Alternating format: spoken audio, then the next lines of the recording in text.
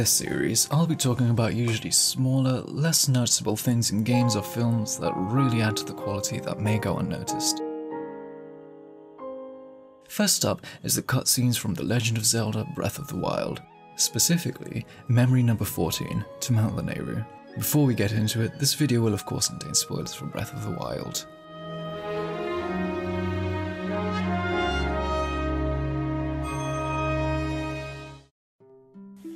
The memory starts on a long shot establishing the setting, cutting to a mid shot so that we can clearly see the Hylian crest on the royal horse's bridle with Zelda atop it. This shows the player the status of the horse. Whilst this doesn't really add anything to the scene, it's significant for gameplay since a descendant of this horse is one that you can find in the surrounding area. A sign of good design, linking story elements strongly to gameplay without ham-fisting them in or them being direct links. Also, just a nice little touch, but you can see the horse visually enjoying Zelda soothing it. Small things like that bring animations to life. We get a long shot from behind showing us the establishing of a new setting but masking it as a scenic shot of a horse statue silhouetted against the light of the rising sun.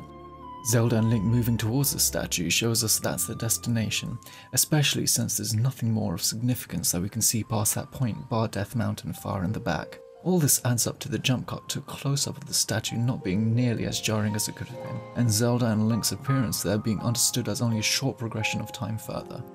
The sunrise in cases represents the rise of good or hope in storytelling. This is no exception.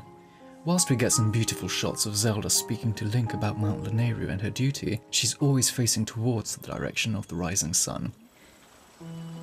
For only the wise are permitted a place upon the mountain. I've prayed at the spring of courage, and at the spring of power, yet neither awoke anything inside me. But maybe up there. Perhaps the spring of wisdom, the final of the three, will be the one. When we come to the long low shot, however, Link still has identifiable details, while Zelda becomes primarily a silhouette. This is a loss of light. Previously, during her speaking, she always had colour, representing the hope for good to prevail.